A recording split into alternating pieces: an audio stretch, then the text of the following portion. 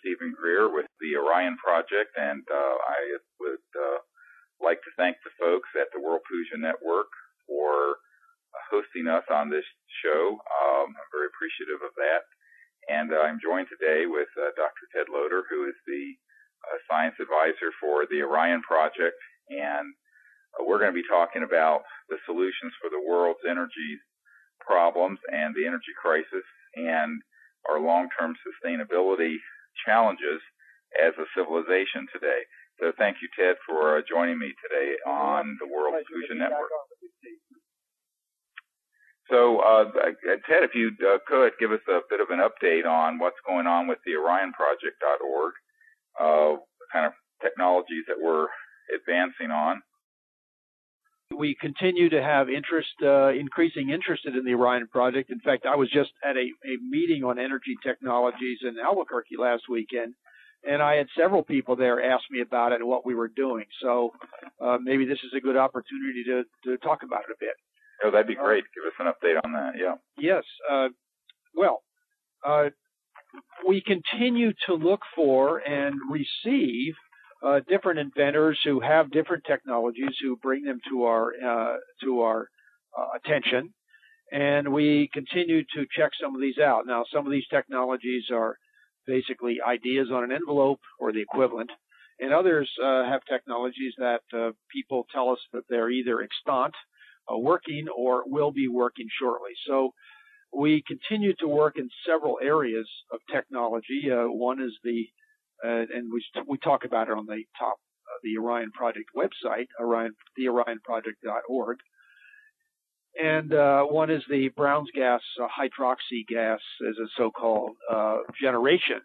And the problem there is that there are a number of people able to do this, but there don't seem to be anybody at this point producing prodigious amounts of the Brown's gas at a very energy efficient level, enough so that it could be looped and drive a generator or a car.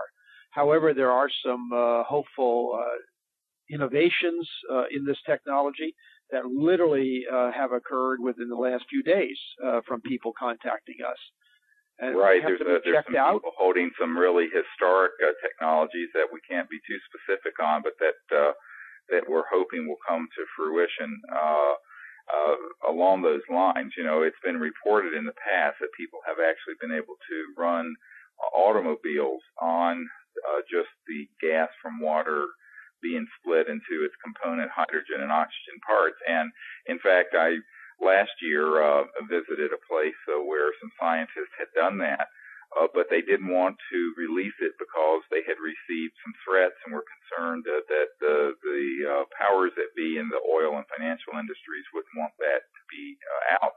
And this is one of the things that we think is so important, is to be able to recreate these experiments in a scientific setting with good security in place here near the University of Virginia. And what the OrionProject.org wants to do, and this is why we're asking people to donate generously to this as a nonprofit, is to put a lot of these scientists who we've identified, as well as some of the historic devices that have existed that we're in the process of investigating that are still in existence, and put them under one roof with a team of people who could really evaluate how to optimize the electronics so that you have to put a very little bit of electricity into the system to have water become hydrogen and oxygen, and then that gas can be burned in a modified generator or engine, and the only pollution that comes out is water vapor, which of course can be recondensed back into water through a condenser to run the system further. And one of the reasons we think this is so important is that there are 1 billion motor vehicles on the road today that are internal combustion engines, and even if we came up with a completely new electromagnetic generator type engine, which we'll talk about in a moment, you're still got to deal with 1 billion people running around in cars and trucks that could be cleaned up by being converted to this type of a system. And I think that that's one of the things that can happen. The other is that people's homes could be run, instead of building more nuclear power plants, with all the nuclear waste to store and all the coal. Even if you do, quote, clean coal, you got to extract the coal out of the ground. And I know not far from here in West Virginia, if you go over there, I mean, it's an environmental holocaust what goes on to blow up those mountains and extract the coal out of them. And so even if you can burn it efficiently, which is very dubious, extracting it from the earth is very damaging and very polluting.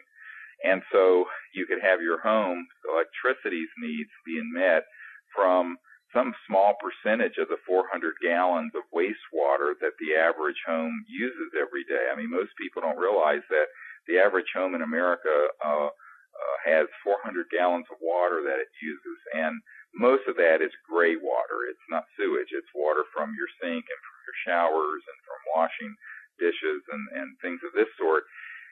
And that can be filtered and put through a system and be a source of fuel, because water is hydrogen and oxygen, which burns very nicely, thank you. It's about trying to find the electronics, which we know have been done. We have spoken to people who've been in classified projects who've done this. We've spoken to people who have developed these over the years.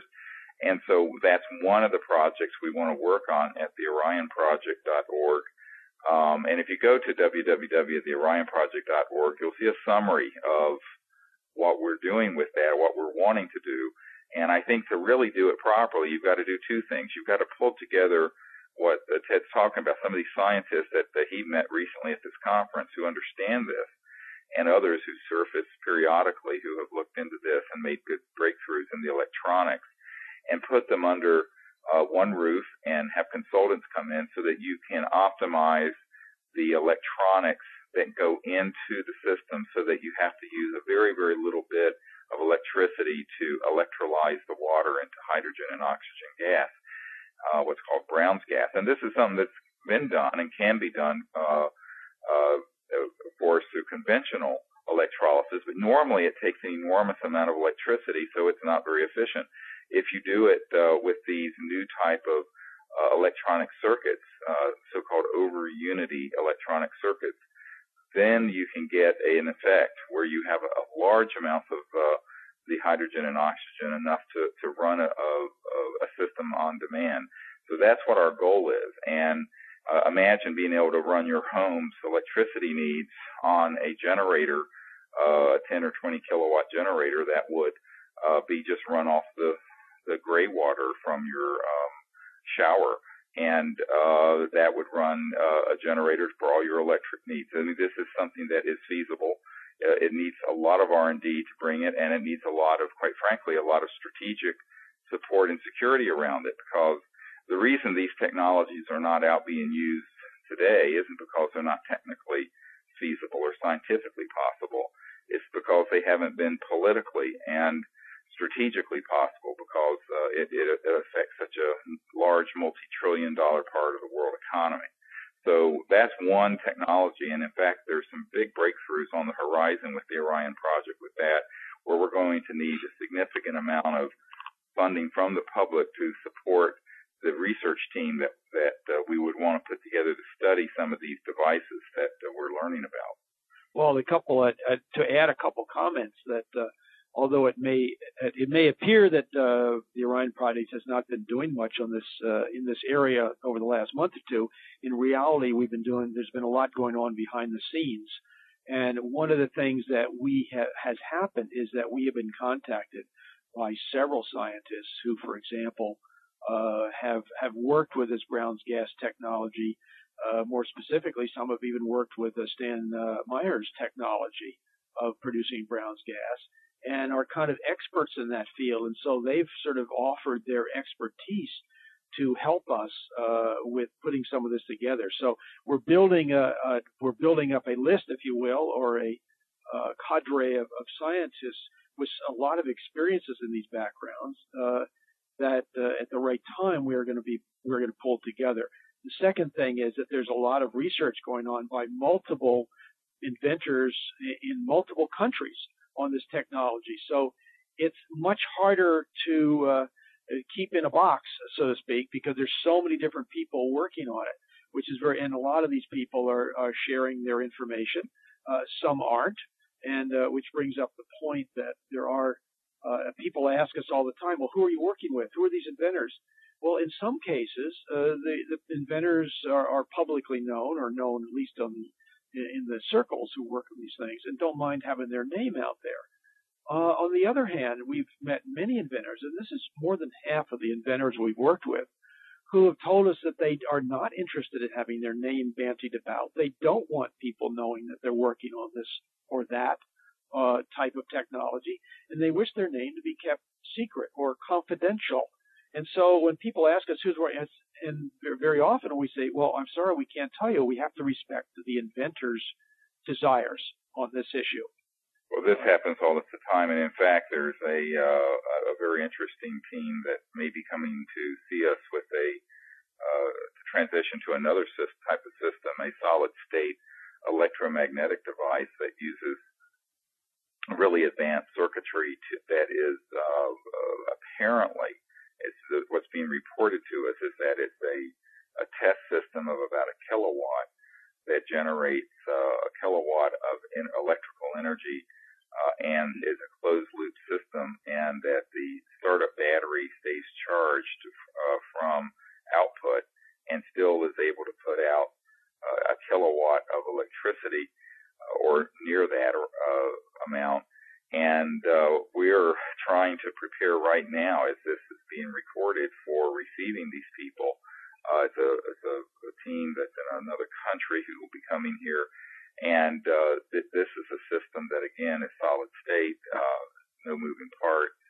And we know that these have existed in the past. And, of course, to scale that up to 20 kilowatts or 50 kilowatts and to make it viable to run your home on a reliable basis is a large R&D, research and development effort.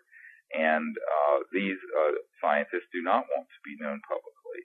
Absolutely don't want to be known publicly. And in fact, many of them don't. And in fact, we rarely meet someone who does. The ones who work in this area, and I know of some who have worked for the Department of Defense and for some of the aerospace companies, they definitely do not want to be known publicly. So this begins to be one of the issues is how do we in the public sector support these folks. What the Orion Project has done over the last through our networks and through the Disclosure Project, which everyone is familiar with on the World Pollution Network, is that we've identified a lot of people who know this type of technology and who can be put under one roof and into I call it a peaceful Manhattan-style project for energy, where instead of creating bombs, we're creating free energy for the planet. And it can't be done by the government because the government is too corrupt. And the large corporations usually won't do this because they're too embedded into the current financial system and financial order. So we need to find a third way, and we are the third way to do that. And the OrionProject.org, if you go to that website, the OrionProject.org, all one word, you will see that a lot of what we're facing is a strategic challenge, and it's pulling these sort of scientists together and being able to support them adequately, but also create an umbrella of security around them, because many of them do not feel secure doing this on their own, and they do not want to be identified to the public. And yet, one of the huge lessons we learned with the Disclosure Project is that if you get a lot of people together and you work in a unified way, you can make an enormous difference. And that's what we did with the Disclosure Project, and that's what we know we can do with this energy effort. But to do so requires a significant research and development budget. Our initial budget is around $3.1 million, which doesn't sound like much to most high-tech people, but in the new energy field, it would be a historic amount. And so we're asking people to network what we're doing to everyone they know so that we get this level of support very soon, so we can put these scientists together and bring in the consultants and bring up out to the public multiple types of systems. One would be these systems that could convert the internal combustion engine into something that would run on clean hydrogen and oxygen from water. Another would be a totally freestanding uh, free energy electromagnetic generator system that's extracting energy from the electromagnetic flux field, as it's called, that is all around us in space. A lot of people say, well, where is that energy coming from? And I said, well, it's been very well described in mainstream physics journals, something called the zero-point energy field or the quantum vacuum flux field.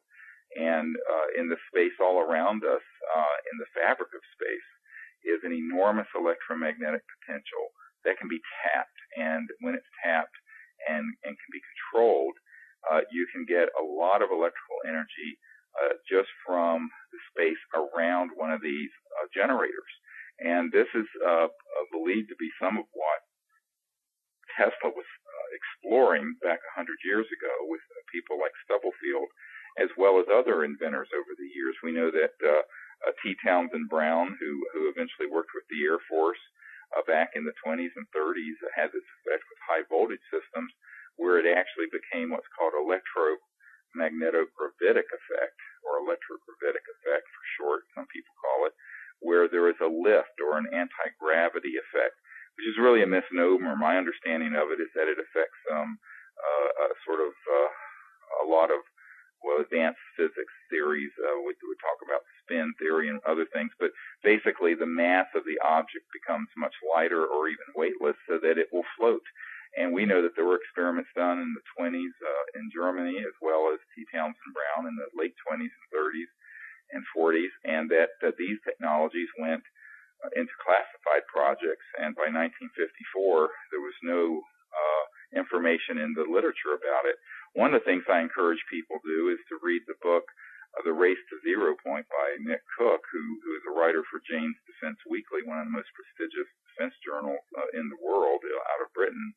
And he did an expose for that magazine and then wrote a book about this, and found that by the early 50s, all of this information that once had been frankly discussed in very open source aerospace journals went black, went kind of subterranean and disappeared. Yeah, and it's because they had the breakthroughs. They actually figured out how these things work. And so this is why, people are a little astonished when I tell them that, we haven't needed surface roads between the cities and all the damage to the earth by roadways, or the use of oil or gas or coal since before I was born in 1955. That's right, a half a century ago. Yeah, and so this is something where people then have to understand that to fix this problem is yes, we have to do the technical scientific research and development, but at the same time we have to combine that with a really powerful network of support in the public and amongst the world leaders who are friendly to a really big and very bold change in how the world runs, because that's what we're talking about. We're really talking about something that's not, some of the people in the presidential race right now are talking about, well, gee, let's spend $30 billion over the next few years on making coal clean.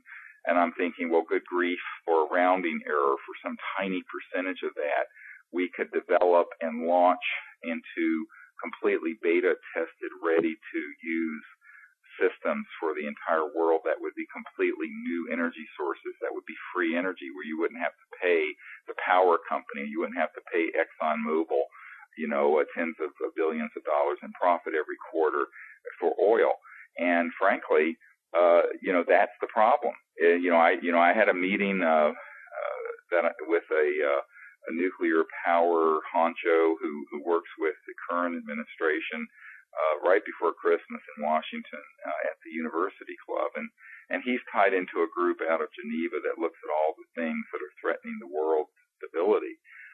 It's a risk group, and he said to me, the problem with the technologies you're advocating is that they're too good.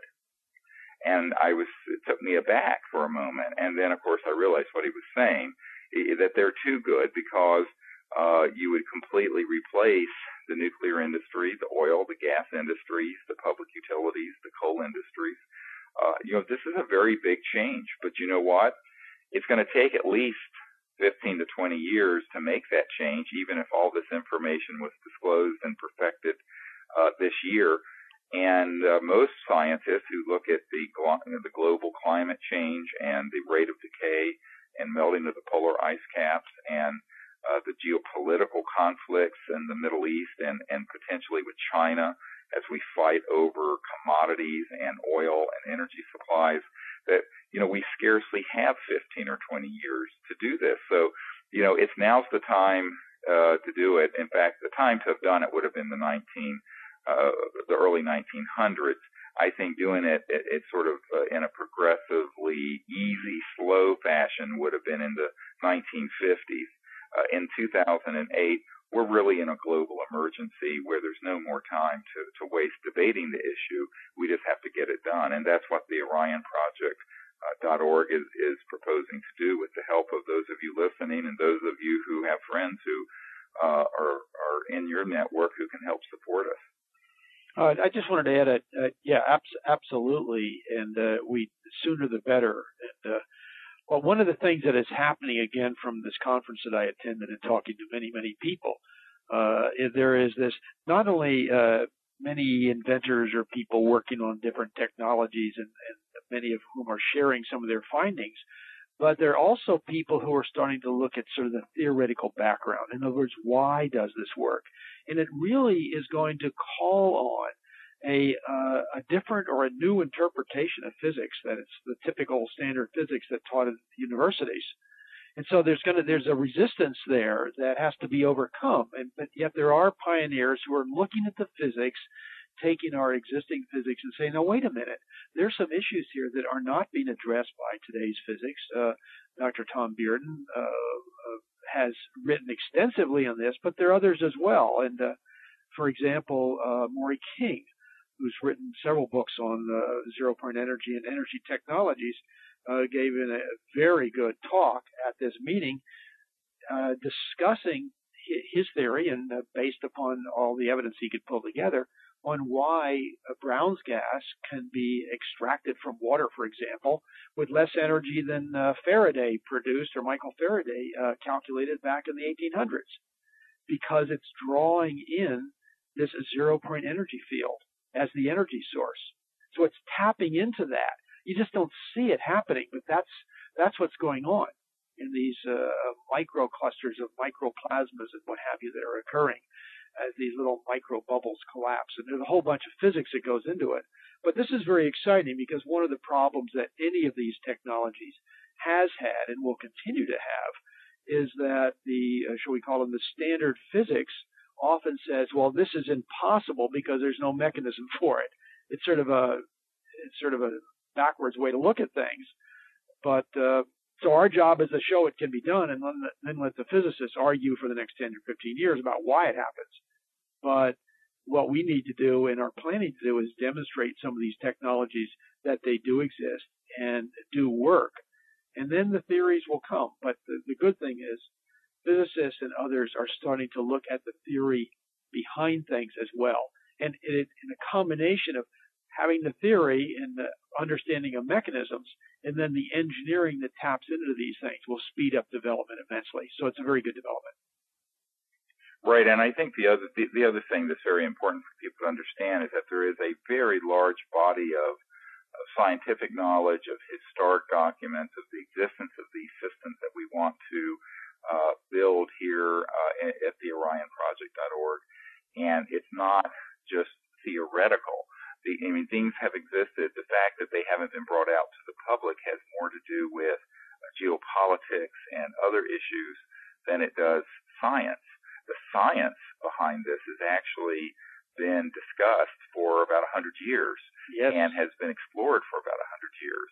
And I think that what has not happened is the applied sciences in this area getting out to the masses, where they understand that you don't have to burn something to get energy. We're sort of still caveman era. We're like burning things to cook our meat over a stone fire outside our cave.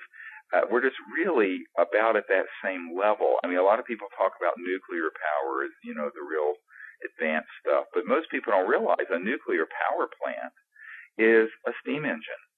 And people are astonished when they hear this. A layperson doesn't understand that all a nuclear power plant is that it's taking fission, which is splitting the atom, to create heat, to boil water, to turn a steam turbine, like we did for a steam wheel steamboat on the Mississippi in the 1800s during Huckleberry Finn's time, or Mark Twain's era, or the choo-choo trains that went across the West in the 1800s that were steam. I mean, it's really no more advanced than that. The only difference is that the heat for the steam is coming from splitting the atom in fission. It's still an extremely clumsy and primitive way of getting energy. And, now we're hearing all this stuff about, well, we need to build 100 more nuclear power plants that, of course, could melt down, or you'd have all this toxic waste for thousands of years to deal with. And it's unnecessary because all those nuclear power plants are doing is heating water to make steam to turn a turbine like we did in the 1800s. Same thing with coal-fired plants. Same thing with oil. We're locked into a paradigm of energy that is over 100 to 120 years old. That's what's astonishing if you take a step back and look at it.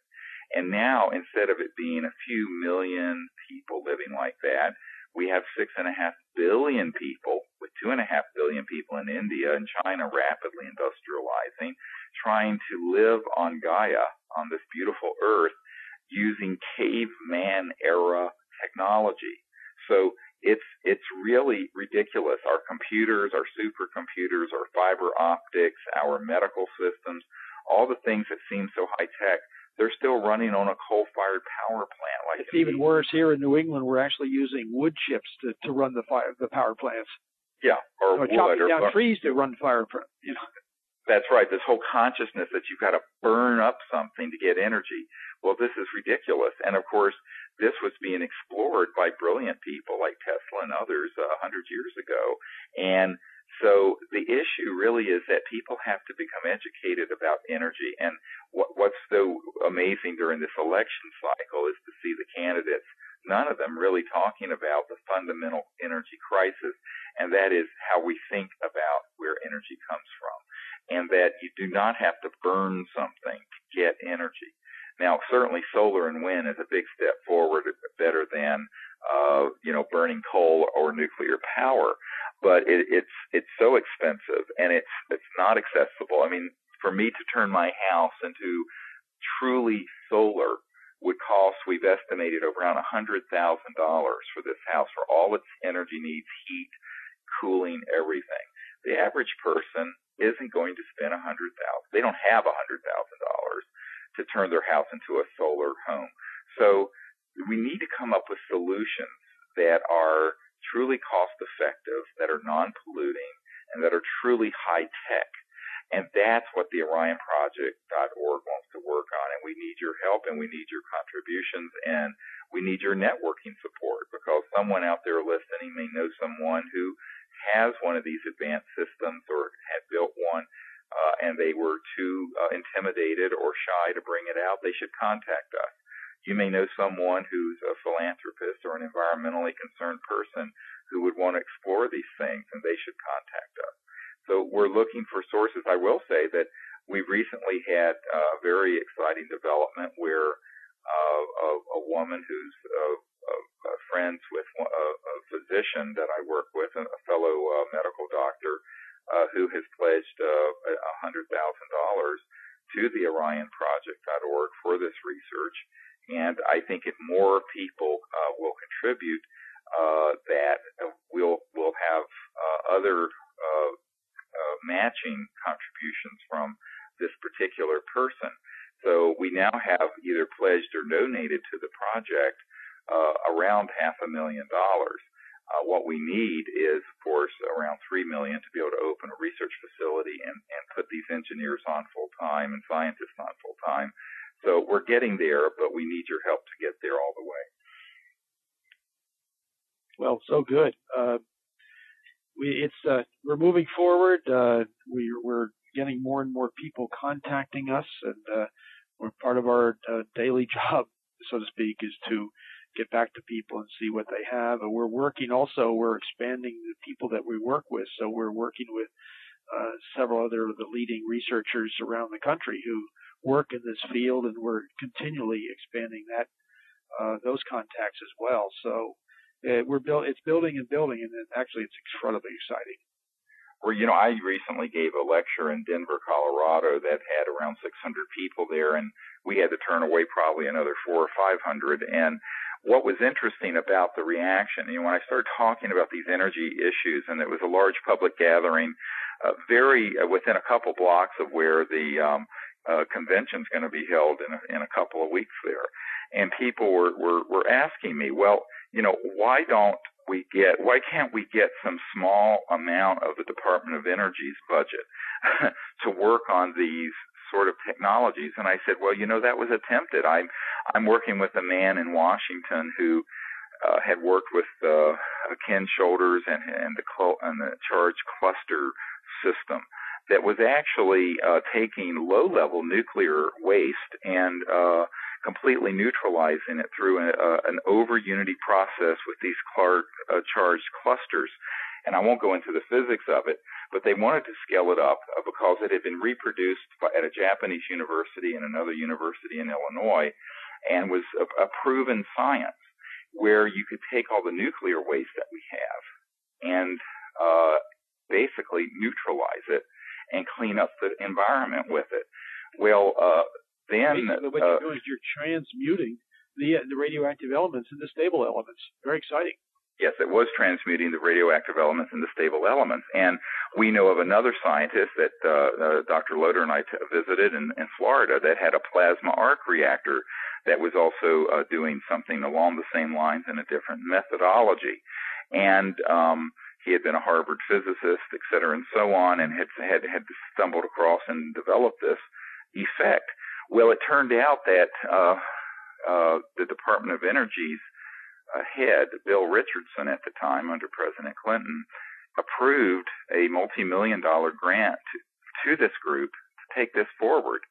However, after the grant was published, the keepers of conventionality at the American Physics Society and Dr. Parks circled their wagons and raised the stink, saying, well, this isn't possible. This is impossible that this is happening, because they are stuck back in the 1800s with their knowledge of physics.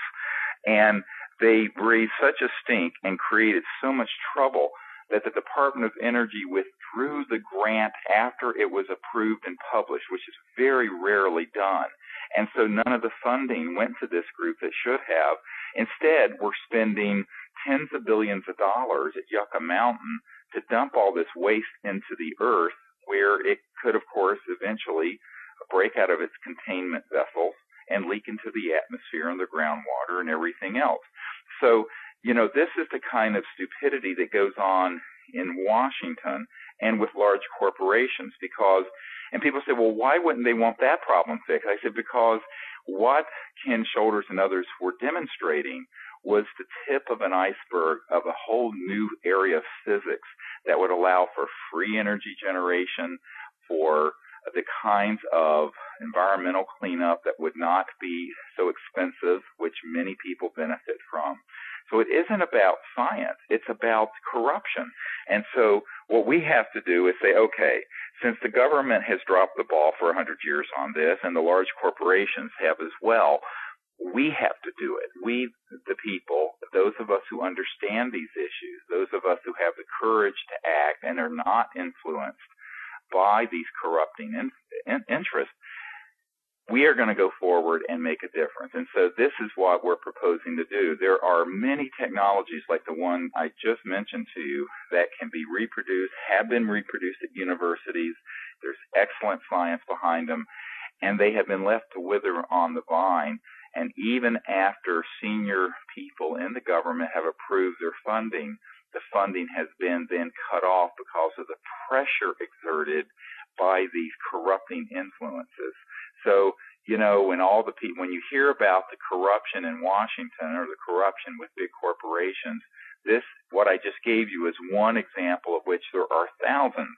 And the only way I see around that at this point is that enough of us combine our collective resources, whether we're scientists or whether we're playing a strategic leadership role, which is what my role is, whether we are lay people who can donate $100 or someone who is part of an environmental foundation that can contribute $100,000, that we all come together and say, look, we now know that this is possible. We can have a civilization on this planet that is sustainable, non-polluting, abundant, and enlightened for everyone on the planet. And this is not a pipe dream. This is well within the grasp of what we know right now.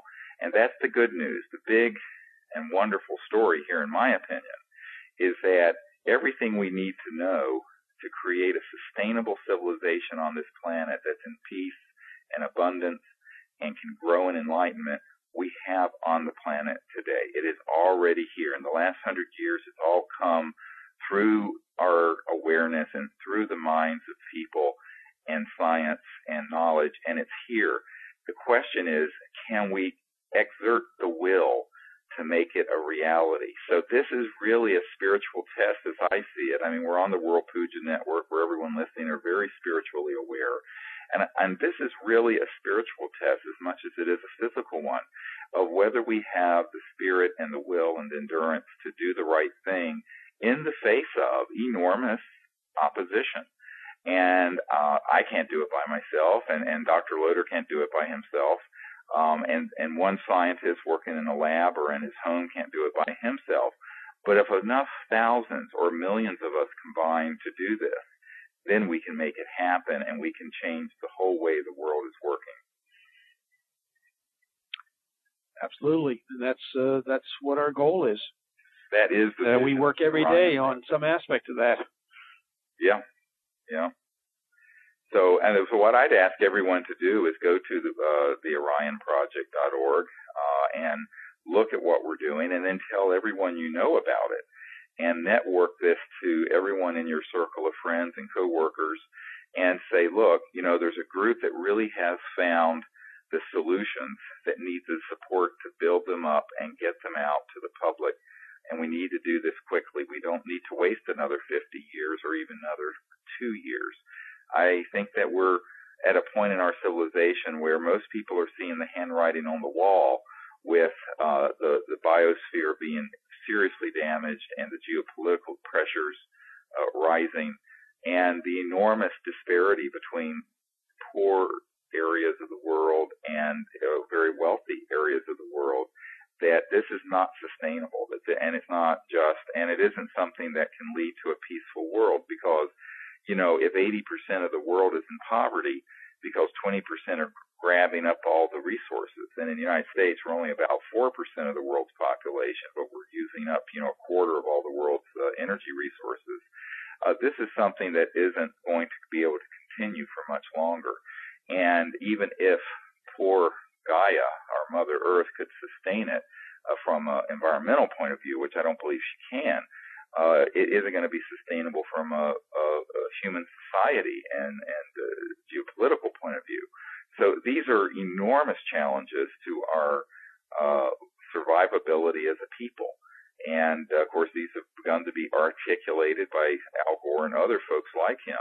What hasn't been articulated, and this is what most people don't realize, is that these hidden sciences, these sort of very, I call them the sort of orphaned sciences of the 20th century and early 20th century, these sciences have not gotten into the discussion yet, because it is something that, as this man told me at the University Club in Washington at Christmas, it would change things very, very boldly. It would not be a little change. It would be a very large change. But you know what?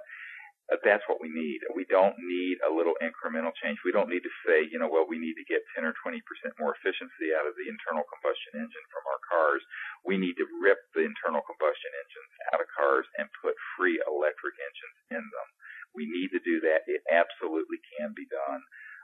And that's the only way it's going to happen is for a leadership group of scientists and people like ourselves to come forward with something that is ready for prime time, and then we bring it out to the public in a very bold way. And there's two ways that can happen. Either one of these existing devices come to us fully operational, which is unlikely, or that we combine these scientists that are fully educated in this area, and they work together, and over a year or so bring out a system that proves this is possible, and then we bring that to the National Press Club with the whole world watching, like we did with the Disclosure Project, and people see that this technology, after it's been tested at prestigious universities and other institutions, is a real science, and it's a whole new chapter in human history that is opening. So that's what we're proposing to do, and it's a rather ambitious undertaking. We have a modest funding request for it, actually, for what we're wanting to do initially, and we need people to help us reach that goal as soon as possible. That's absolutely excellent, Steve. You portrayed it very well. I wanted to add a little comment about some sea changes that I'm seeing in sort of people's views and what have you. The mainstream media, as we sometimes call it, has basically been pushing or discussing the role of solar and wind power as saving our bacon, or environmental energy bacon, over the next few years. But I think what most people are beginning to realize that solar and wind power are not going to do that. And so the public's view is sort of beginning to change on what actually can be done. So they're public is becoming more and more ripe, if you will, for information about alternatives to solar and wind, and I suppose nuclear and biofuels, throw that in there.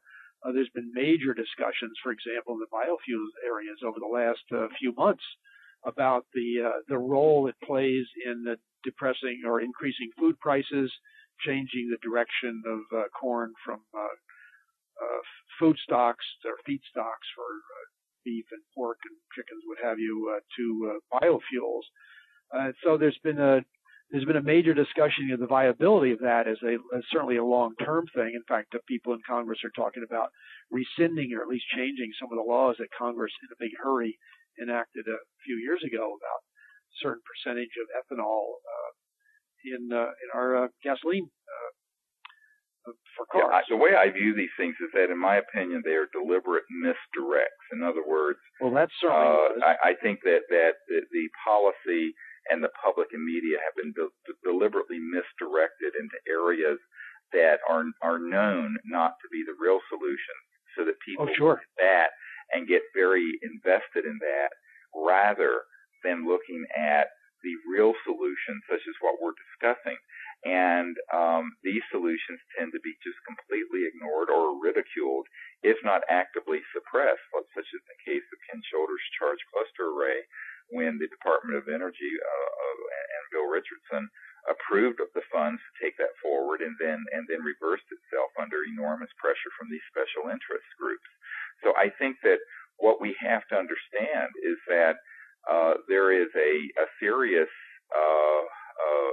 problem, in the sense that people really are miseducated, if not deliberately diseducated, as in disinformation being purveyed out to the public. And I think that that's why we ask people to go to the orionproject.org, learn about this. There are many good scientific papers that are linked there where you can read about these things and see the science behind this, and also the history behind it, but also see the strategic plan that we have to make a difference in this area and fix the environmental and energy crisis quickly.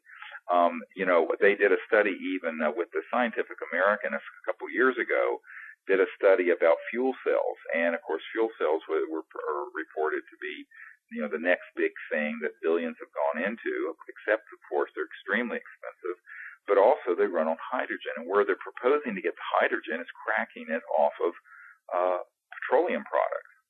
Yes, well, that's where we're getting the hydrogen, instead of using a Stan Meyer type over unity electrolysis system to get it from water, which is hydrogen and oxygen. The Scientific American study showed that the total carbon footprint of a fuel cell car, because of the process of getting the hydrogen out of petroleum products would be greater than if you just drove a Toyota Prius, which you can buy for $20,000 instead of spending, $100,000. So the problem with these things are not obvious to the average or even the scientific person on the street because it's so complex just to figure out all the impacts at many, many different levels.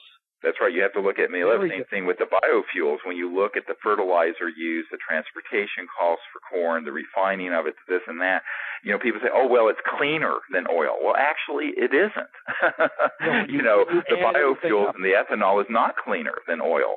And this is something that is a sop to Archer Daniels Midland Corporation and other multi-hundred-billion-dollar multinational agribusiness companies, and maybe to some political interest in the farm states. But in no way is this any kind of real solution, and everyone's now beginning to realize that. But in the meanwhile, we have spent billions in taxpayer subsidy dollars for that stuff. Right. Same thing with fuel cells. The same thing with, and so there's all these misdirects where we're spending untold billions into things that are, not only are they not solutions, we're probably taking half a step backward. And yet the real solutions continue to get no attention, no funding, no support. And the only way, friends, that we're going to change that is that everyone listening on this interview in the World Puja Network, which is so wonderful to host us, is that they go and make a contribution, but they also tell everyone they know that, hey, listen to this interview. These solutions are real. You've got amazingly brilliant scientists who are working with the Orion Project who want to see these solutions come out, and we owe it to them to give them a chance to come up with some true solutions and not these pseudo solutions, as I call them, such as biofuels and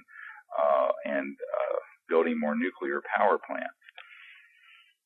And by the way, if for our listening audience here, if you're not signed up on the Orion Project website to receive our newsletter, you might want to do that. We're going to be increasing our newsworthy items and information available to people over the next few weeks. And we're revamping our website, and that will be available in a few weeks. And so there's a lot going on. I think if you want to sort of keep abreast of what we're doing and what's happening there, go to the website. You've heard it, and sign up for our newsletter, and we'll keep you posted. Yeah, we're hoping to have a newsletter every week or two now, and you can then share that with other people on your email list and in your news groups and whatever other internet netroots groups you're involved with. And we think that's how we can really make a difference here quickly to get the support and complete the fundraising so that we can open this research effort and formalize the program. One of the reasons why this is so needed is that so many people, for example, this team that may be coming to see us in the next week or so, are people who are of a very, very modest means. They're working day jobs while they're trying to work on this system. They have not received adequate funding in any kind of real funding sense to do it. They have really done this out of their own excess funds, and yet they're sincere people who have a potentially really important breakthrough. These are exactly the kinds of people we want to support, but we also need to have working all together because they know a certain area of the electromagnetic theory dealing with this. There are other people who know other parts. And imagine the synergy, the sort of additive exponential power of pulling together a dozen or so of the most brilliant new energy researchers in the world in an effort to come out with the absolute best version of these systems, whether it be the Stan-Meyer type water to fuel system, or whether it's a freestanding electromagnetic generator that extracts energy from the environmental energy around us. These are systems that are being worked on by many people, but they don't know each other. And often if they do know each other, they're in various parts of the world, and they don't have the funds to even travel to visit each other, to collaborate. So what we want to do is create a collaborative and cooperative effort with the best people in the world who understand these sciences, and so that we come up with the optimal, best system as quickly as possible.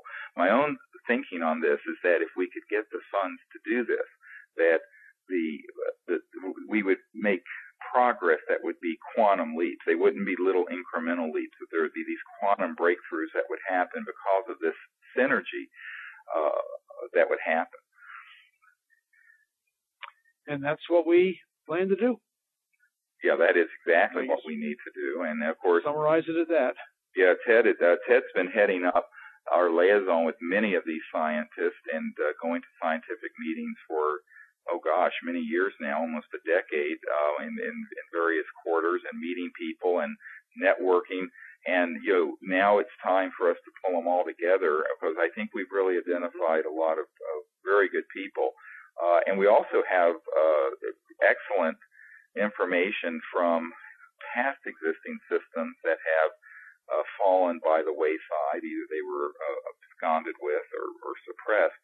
But we have very good information on those, some of which have been developed recently by people we're working with, the very brilliant physicists and scientists who have been working with some of the government groups. But their technologies, as they developed them, once they were successful, they were ordered to stop working on them. And this is one of the oxymorons here, and it's truly moronic.